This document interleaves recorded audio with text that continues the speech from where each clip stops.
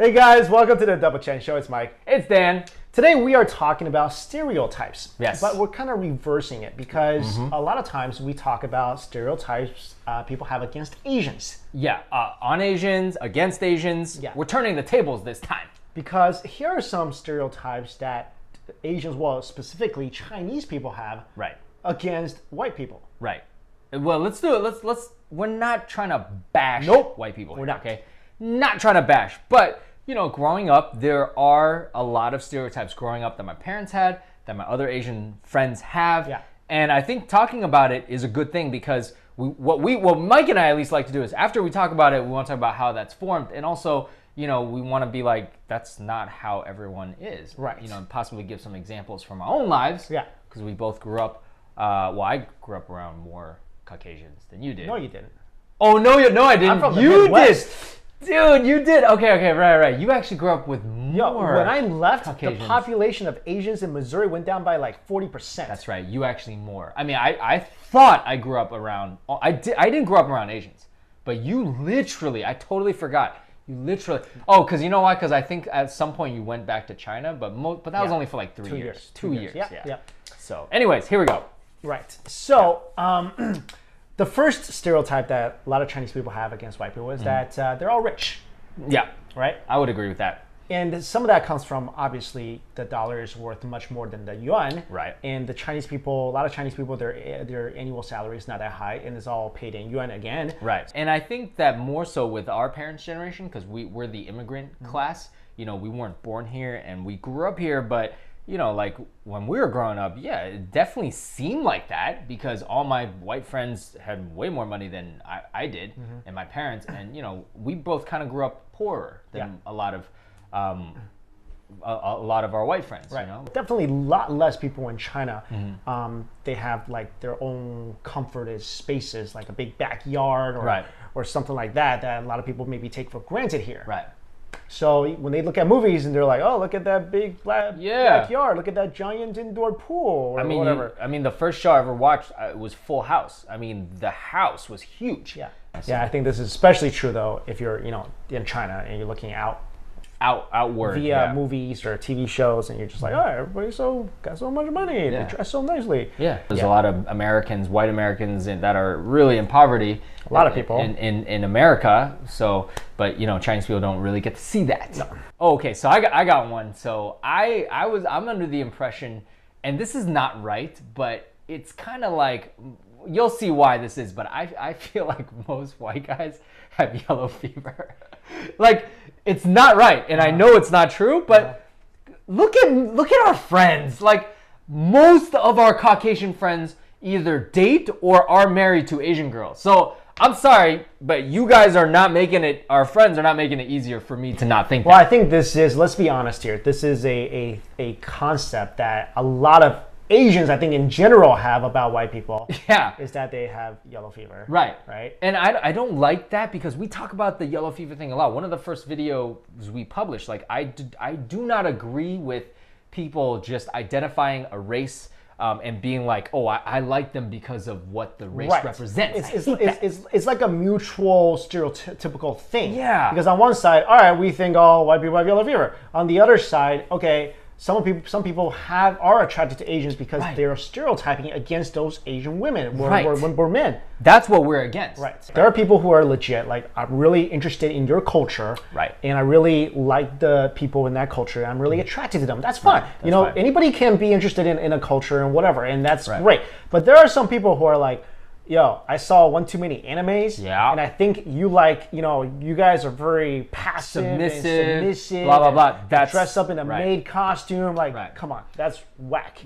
But nonetheless, because you see the abundance of, non-Asians, especially, Caucasians with Asians, Chinese, we're talking about, of course people are going to think like that. And it's usually lopsided, right? You don't see an abundance of white or other Western or any women with a lot of Chinese guys or Asian guys in general. Correct. Talked about that survey that actually studied this and said that Asian men are one of the lowest desired races, group, and Asian women is like the top. And so another stereotype that Chinese people have is that white people symbolizes success in business. Okay. And this is very much true, because there are actually businesses in China that will hire white people, for functions where, like, if you're running a dinner with your clients, you actually rent a white guy to go with you. This is actually not uncommon. This is extremely common. Like, people that I know, like, I'll be like, what does your friend do? He's like, oh, he's one of those guys. Like, he's literally talking about, like, my friends. They make a lot of money. I know.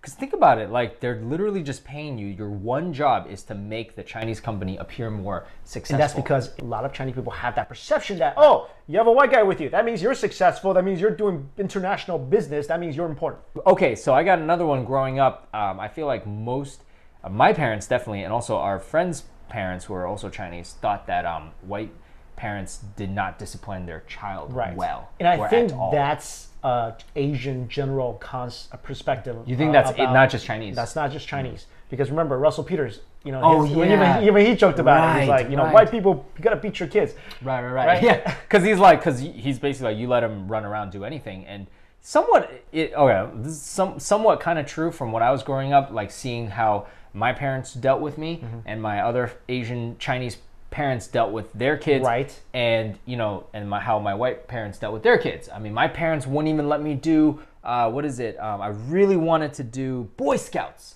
and she was like, you can't do Boy Scouts. I'm like, why? Because she's like, the Boy Scouts is like, it's irresponsible, they roughhouse, they go out into nature, and like, basically saying like it's wild. Yeah. If you were not raised by immigrant parents, like, you probably got punished you got sent to your room. We didn't have rooms. Right, I had rooms. I shared a room with my parents. So you got punished by what? Like, take away your video games. No video games. Yeah. My parents sent me back to China. You were deprived. I mean, I got whooped. But anyways, they saw, they would see like my Caucasian parents. Caucasian parents. It's not that they don't discipline their kids. It's just a different way of disciplining.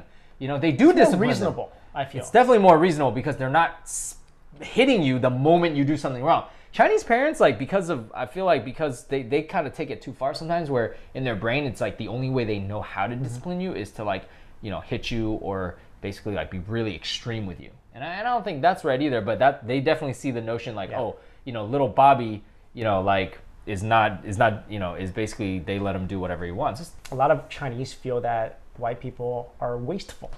Oh, definitely. Here's the problem with stereotypes in both cultures, right? In the West, there is a lot of Chinese here. What is there? There's like 4 million Chinese in the U.S. or something like that. Yeah, I think like 3. But that's still a very small community compared to all the non-Chinese who are here. Right. So that in that sense, not every white person or Western person can actually understand Chinese people because most likely they're not around Chinese people that much. Right. This is extremely true in China, even more true in China. Right. There's not millions of white people in China to walk around the communities, interact with the Chinese, so they have a different perception of who they really are. So they feel like they get their information from TV shows, movies, and they're like, oh yeah, these guys just waste their food. Right.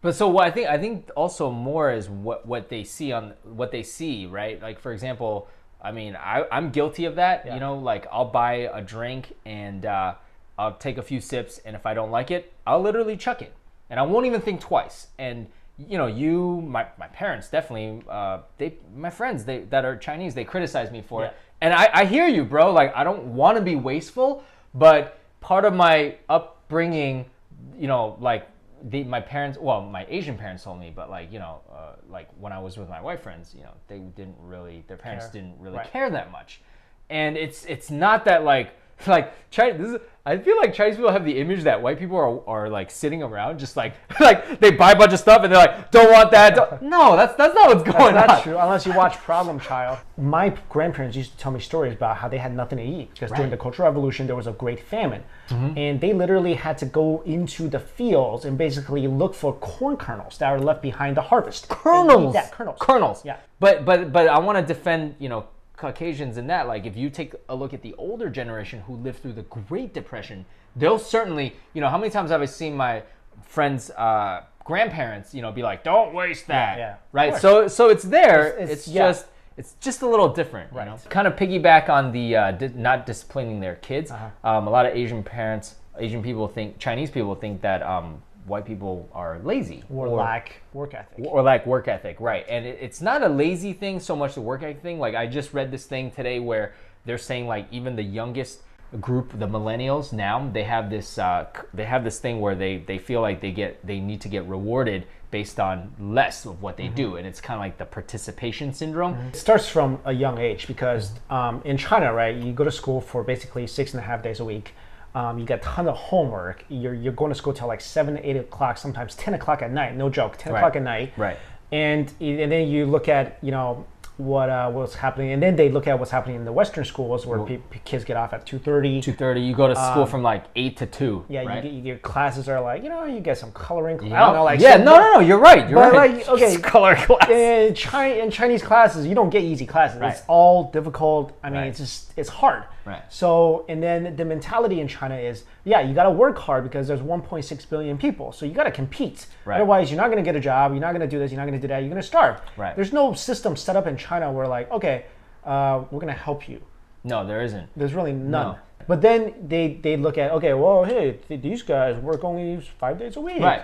Oh, they get off work at 5? So they developed this stereotype about white people. That's where it comes from. But I think where this stereotype is really falling short is that, nowadays, I think especially people are working longer hours and not getting paid as much because there's a report done where like people in the U.S. they work longer hours. They don't take vacation days, right? Because they're afraid they're going to lose their jobs when they come back because the market is getting more and more competitive. That's right. In fact, actually, the U.S. is one of the worst working environments in the world, right? You always hear about that. So, but when you put that up against, right, like you're saying, like the Chinese view of like I'm going to work 7 days a week or whatever, it still kind of falls short a little bit. But that's where I think it comes from. Another stereotype that Chinese have is they think all white people are Americans. Right. Now, that sounds kind of weird, but think about it, right?